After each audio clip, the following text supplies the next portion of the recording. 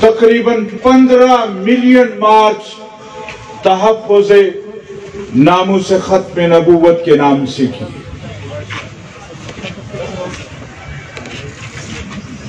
میرے محترم ساتھیوں،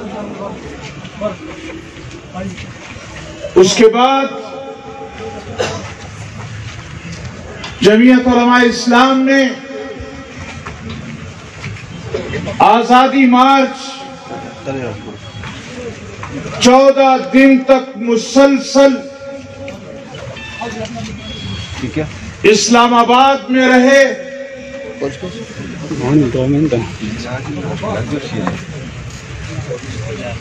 اور آج بھی جمعیت علماء اسلام اس حکومت کے خلاف میدان میں موجود ہے، اور ہم ان حکمرانوں کو بار بار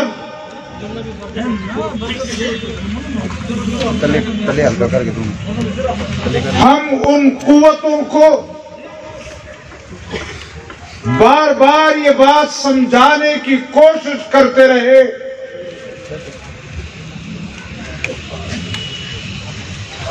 کہ اس ملک میں سن 73 میں ایک آئین بنا ہے،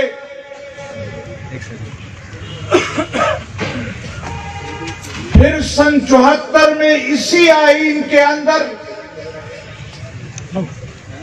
عقیدہ ختم نبوت کے حوالے سے جو قانون سازی ہوئی ہے، اور جس کے نتیجے میں قادیانیوں کو غیر مسلم اقلیت قرار دیا گیا ہے، لیکن سن 73 سے لے کر آج تک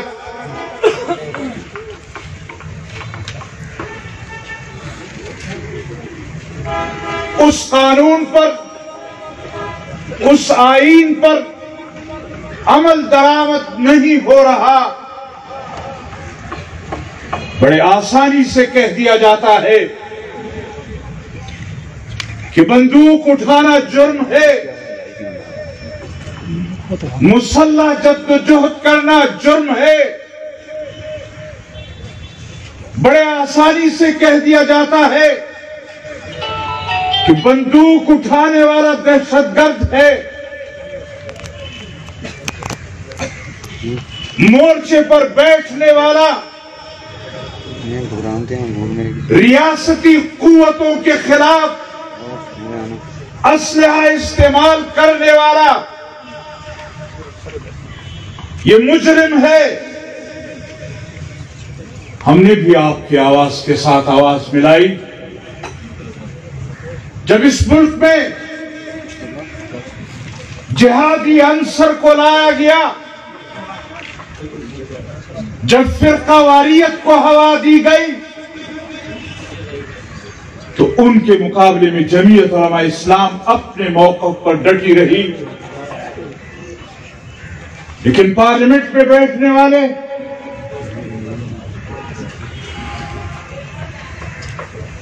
ٹھیک ہے نظر نہیں آتی، ٹھیک ہے، صحیح ہے. ہم نے کئی مرتبہ پارلیمنٹ میں بیٹھنے والے، حکومتوں میں آنے والے ان سرمایہ دار اور جاگیرداروں کو یہ بات سمجھانے کی کوشش کی ہے کہ اگر کوئی شخص آئین سے ماورا، آئین سے ہٹ کر اس ملک پر کوئی قانون مسلط کرنا چاہتا ہے، ہم اس کو مجرم کہتے ہیں. لیکن ہمیں یہ بات بھی سمجھائی جائے کہ پارلیمنٹ میں بیٹھنے والے، حکومتیں چلانے والے، یہ مقتدر ادارے اگر گزشتہ 40 سالوں سے آئین پر عمل درآمد نہیں کرتے، ختم نبوت کے عقیدے کا تحفظ نہیں کرتے، اور اس طرح کے واقعات ہوتے ہیں کہ آئے روز جناب محمد الرسول اللہ صلی اللہ علیہ وسلم کے عزت اور ناموس پر حملے کیے جائیں گے، تو پھر یاد رکھو کہ ممتاز قادری جیسے مجاہد اور شاہ فیصل جیسے نوجوان پیدا ہوں۔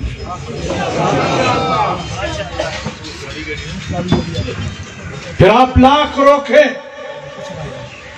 آپ ان کو مجرم کہیں، لیکن اگر یہ جرم ہے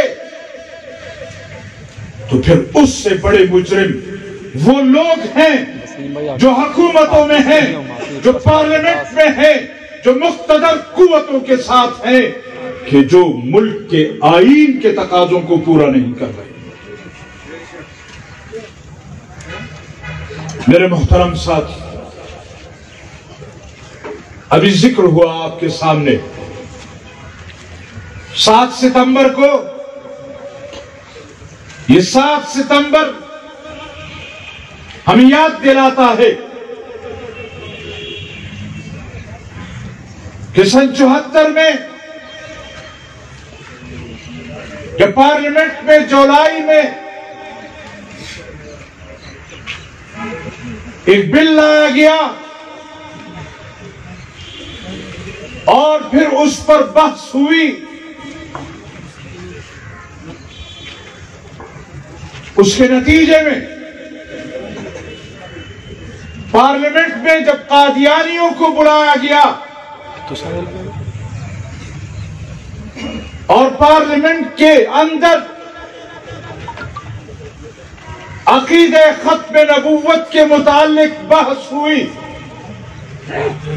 اس وقت بھی جمعیت علماء اسلام کی قیادت حضرت مولانا مفتی محمود نور اللہ مرقدہ تھے، جنہوں نے پارلیمنٹ کے اندر علمی دلائل کے ساتھ قادیانیوں کا ناطقہ بند کیا، قادیانیوں کو کا راستہ روکا۔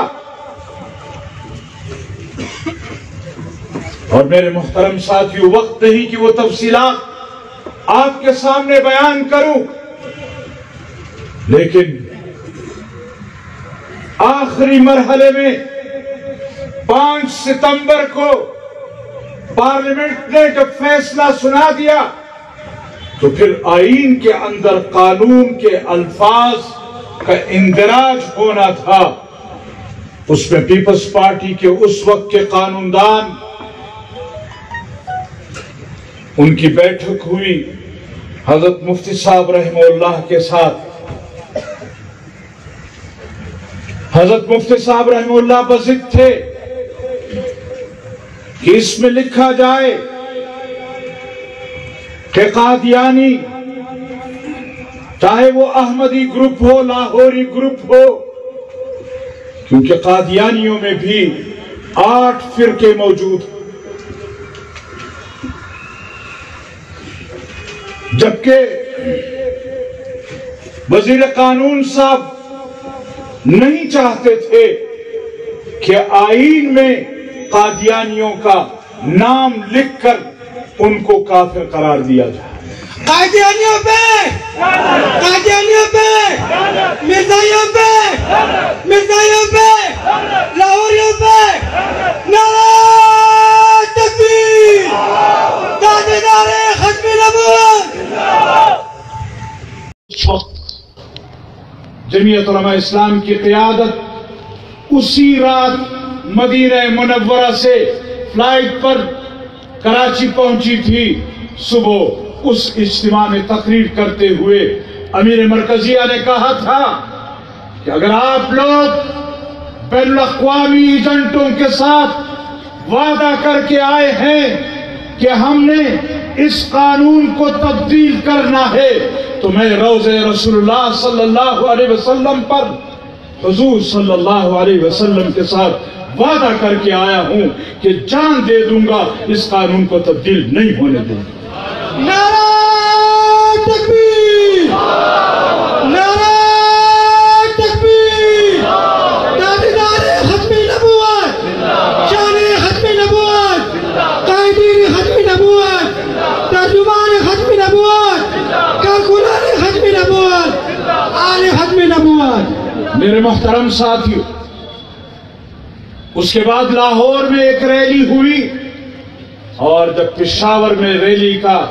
اعلان ہوا تو اس وقت کے پیپلز پارٹی کے وزیر اعظم جناب یوسف رضا گیلانی نے اور وزیر قانون نے مل کر جمعیت علماء اسلام کی قیادت کو بلایا، بٹھایا اور تحریری طور پر لکھ کر دیا کہ ہم یہ بل بھی واپس لیتے ہیں اور آئندہ بھی پھر ایسا بل لے کر نہیں آئیں گے۔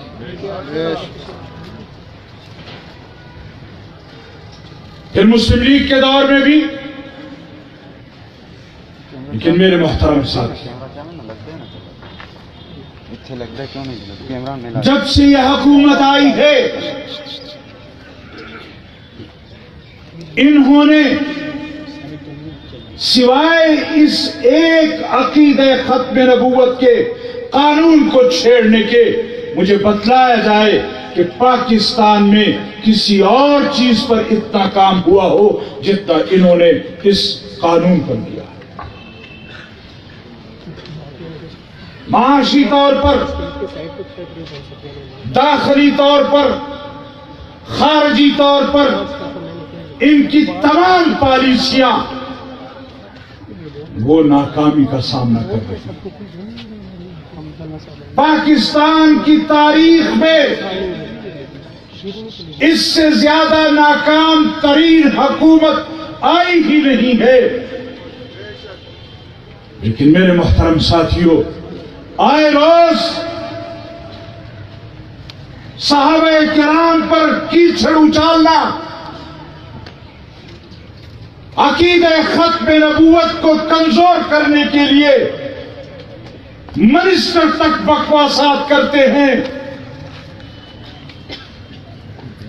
ہمارے پرائم منسٹر تک کہتا ہے کہ نعوذ باللہ نقل کفر نباشد کہ صحابہ کرام بزدل تھے۔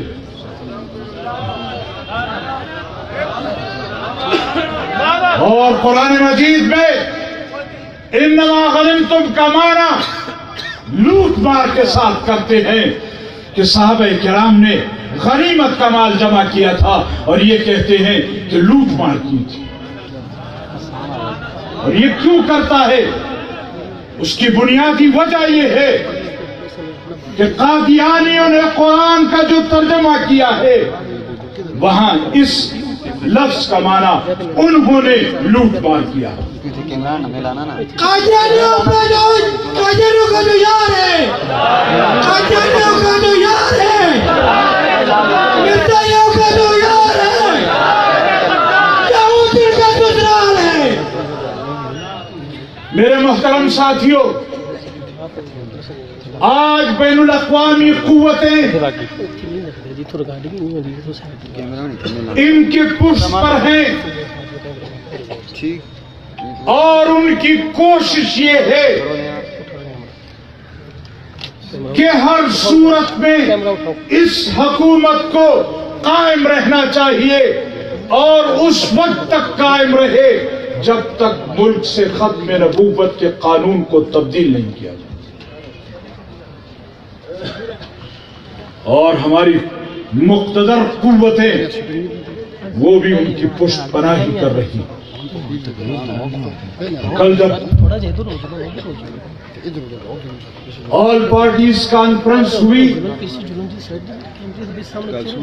اور ہماری اپوزیشن پارٹیوں نے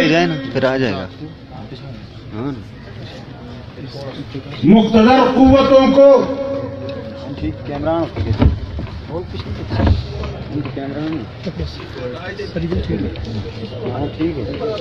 نعرہ تکبیر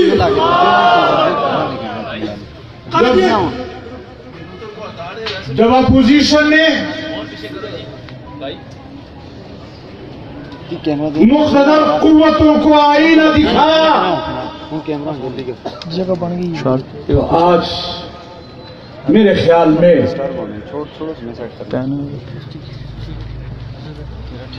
زندگی کا پہلا سمجھ نہیں آتا کہ اس کو لفظ کون سا دوں. کہنے لگے جی ہمارا تو سیاست سے کوئی کام ہی نہیں. ہمیں تو یہ جمہوری قوتیں بلاتی ہیں.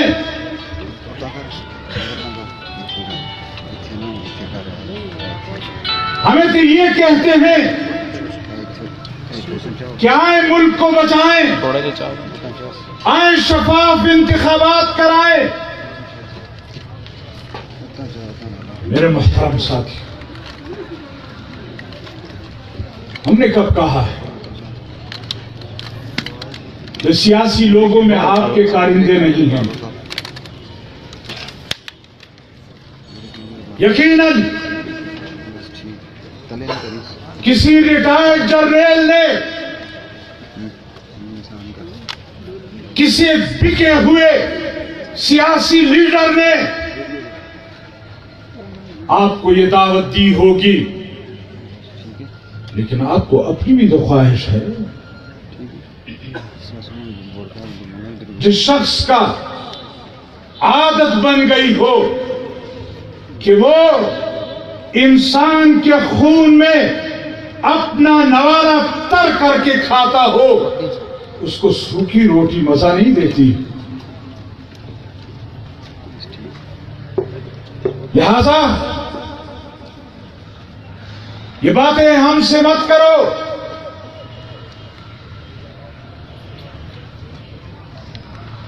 آج جمعیت علماء اسلام اپنے بیانیے پر قائم ہے, اور ہم یہ سمجھتے ہیں کہ اس ملک میں بالواسطہ یا بلا واسطہ اگر حکومت رہی ہے تو ان مقتدر قوتوں کی رہی ہے, اور زبان زد عام کر دیا جاتا ہے. عام لوگوں کو یہ پڑھایا جاتا ہے کہ جی مولوی تو کسی کام کا نہیں. کہتے ہیں یا نہیں کہتے؟ مجھے بتلایا جائے کہ ان 73 سالوں میں کبھی کسی مولوی کو حکومت ملی؟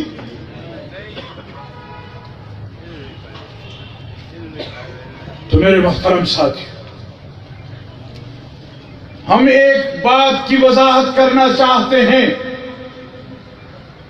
اور کھلے الفاظ کے ساتھ کرنا چاہتے ہیں کہ یہ پاکستان یہ اسلام کے نام پر بنا ہے, یہ لا الہ الا اللہ کے نام پر بنا ہے, اور یہی اسلام اور یہی لا الہ الا اللہ یہ پاکستان کی روح ہے. اور جب بھی روح جسم سے نکلتی ہے تو پھر وہ جسم نہیں رہتا, وہ لاش بن جاتی ہے.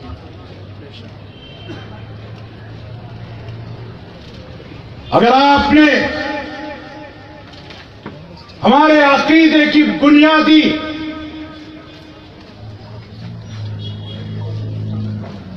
قانون کو چھیڑا, ہمارے آئین کو چھیڑا, اور پاکستان کی آئین سے یا پاکستان سے اس کی روح کو نکال دیا, تو پھر پاکستان کا اللہ حافظ ہے, پھر آپ ہے جنہوں نے پہلے بھی پاکستان چھوڑا تھا اور اب بھی پاکستان توڑنے کی طرف جا رہے ہیں.